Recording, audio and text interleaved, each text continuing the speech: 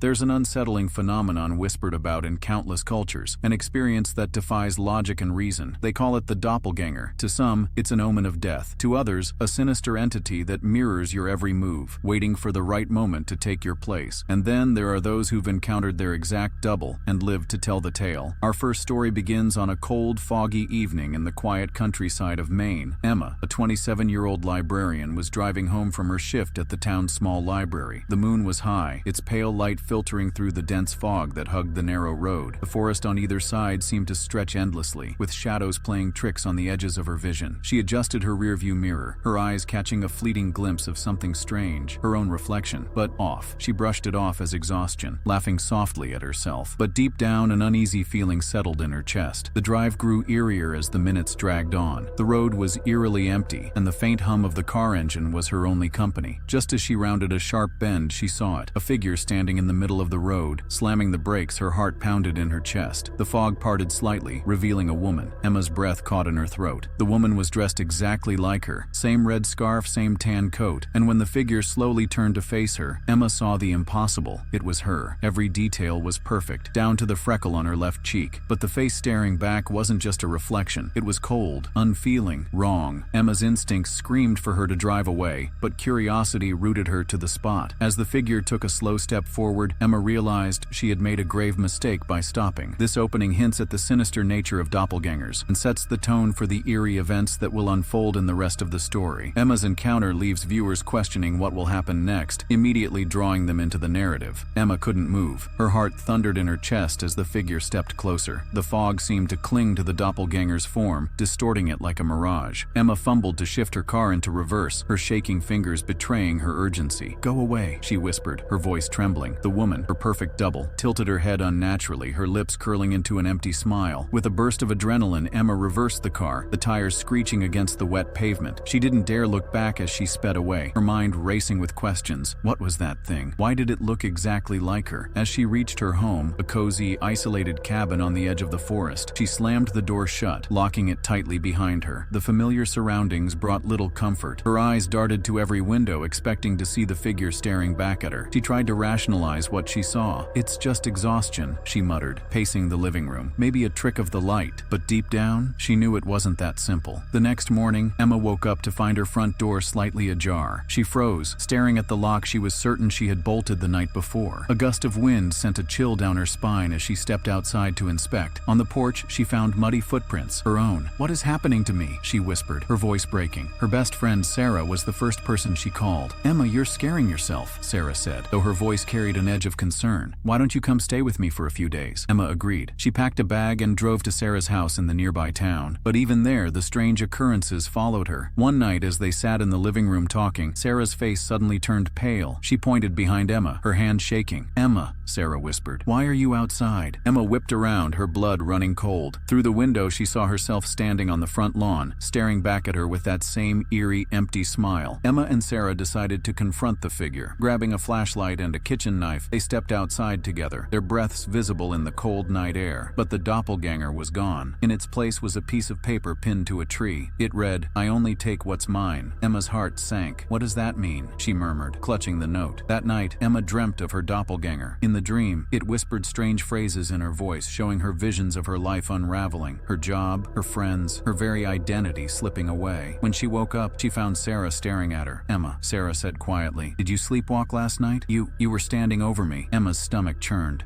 I wasn't. Sarah's eyes filled with fear. Then who was it? Desperate for an explanation, Emma turned to the internet, researching doppelganger folklore. She learned that seeing your double was often considered a bad omen, a warning of death or disaster. But there was another theory that chilled her to the core. Some believed doppelgangers were entities that sought to replace their originals, taking over their lives entirely. Emma began noticing more strange occurrences. Her co-workers claimed she had been at work on her day off, acting strangely. She found items in her home moved or missing, things she couldn't remember doing. Her doppelganger was closing in. One evening, Emma returned to her cabin to find her doppelganger sitting at the kitchen table. The sight was surreal, like looking into a distorted mirror. The doppelganger tilted its head, studying her. "You don't belong here," it said in her voice, cold and devoid of emotion. Emma clenched her fists, her fear turning to anger. "What do you want from me?" she demanded. The doppelganger smiled faintly. "I want what's mine." Before Emma could react, the lights flickered, and the doppelganger lunged at her. She blacked out. When she woke up, everything felt wrong. The cabin looked slightly different, as if rearranged by someone unfamiliar with its layout. Her phone buzzed on the table, but when she picked it up, she saw messages from Sarah asking, "Why are you acting so strange?" Emma ran to the mirror. The reflection staring back wasn't hers. It was the doppelganger, smiling coldly. As Emma's story ends, the narrator hints that she wasn't the only one to encounter her doppelganger. Emma's reflection stared back at her from the mirror, its cold smile mocking her. It wasn't just her reflection, it was the doppelganger, and it had taken her place. "Give it back," Emma whispered, her voice trembling with a mix of fear and fury. The reflection tilted its head, mimicking her movements but with an eerie delay. "You're in my world now," it said, the voice a distorted echo of her own. Emma turned away from the mirror, her mind racing. She wasn't in her cabin anymore, or at least not the version she knew. Everything around her was slightly wrong. The furniture was reversed, the air was heavy with an unnatural chill, and the windows showed only blackness. Suddenly, the lights flickered, and the house seemed to groan as if alive. Emma stumbled back as the walls began to shift, revealing shadowy figures etched into them, their mouths moving silently. "Who are you?" Emma shouted, her voice cracking. The doppelganger appeared again, stepping out of the mirror, its movements unnaturally fluid. "I'm you," it said, stepping closer. "The better version." Emma backed away, her hands trembling as she grabbed a nearby lamp and hurled it at the figure. The glass shattered, but the doppelganger didn't flinch. Instead, it grinned wider, the shadows around it twisting and writhing like living entities. "You've taken too much," Emma spat. "You can't have my life." The doppelganger's grin faltered. For the first time, it looked annoyed. "Your life," it hissed. "You don't deserve it. Every moment you doubted yourself, every time you wanted to disappear, I was watching. You summoned me." Emma froze. Could it be true? Had her own insecurities and fears called this entity into existence? "No," she whispered. "I didn't ask for this." The doppelganger lunged at her, and Emma barely managed to dodge. She grabbed a shard of the broken lamp, clutching it tightly in her hand. As the doppelganger came for her again, Emma plunged the shard into its chest. The doppelganger let out an unearthly scream, its form flickering like static on a broken screen. The house groaned louder, the shadows on the walls writhing violently. Emma screamed, "Go back to where you came from." As the doppelganger dissolved into smoke, Emma felt a searing pain in her chest. She staggered, clutching her heart, and looked down. Blood was spreading across her shirt. She had stabbed herself. The shadows around her began to laugh, a low guttural sound that echoed in her ears. "You never understood," a voice whispered, coming from nowhere and everywhere. "You and I were always the same." Emma fell to her knees as the world around her twisted one final time. The house collapsed into darkness, and the last thing she saw was her reflection staring back at her, smiling. The camera fades to black, and a new setting appears, a quiet suburban street at dawn. A young man walks out of his house to find a letter on his porch. Inside is a photograph of Emma with the words, "You're next." Emma's world dissolved into darkness, and when she opened her eyes, she was no longer in her cabin. Instead, she stood in an endless void of mirrors, each reflecting a version of herself, some familiar, others distorted and monstrous. Her voice echoed as she called out, "Where am I?" The mirrors seemed to whisper back, their reflections twisting. One by one, the images of her doppelgangers stepped out of the glass, surrounding her. "You've crossed into our world now," one of them said, its voice overlapping with several others. "This is where those like you belong." Emma backed away, but there was no escape. The mirrors stretched infinitely in every direction. Her reflection smiled faintly, its hollow eyes filled with something unreadable. The camera pans away from Emma, leaving her trapped in the endless void. The scene shifts to her cabin, now eerily quiet. On the mirror in her bedroom, faint fingerprints appear, as though someone is on the other side, trying to get out. The narrator's voice returns. "Some say doppelgangers are merely coincidences, strange, fleeting moments of familiarity, but others know the truth. They're waiting, watching, and when the time is right, they step in." So, the next time you catch a glimpse of yourself in the corner of your eye, are you sure it's only a reflection? Doppelgangers, a reflection of yourself that you can never quite explain. They could be a coincidence, or perhaps there's something far more sinister, waiting to take your place when you least expect it. What would you do if you came face to face with yourself? If these stories sent chills down your spine, don't keep them to yourself. Hit the like button, share this video with someone who loves a good scare, and subscribe to this channel for more unsettling tales just like this one. But remember, be careful the next time you catch your reflection, because maybe, just maybe, it's not really you.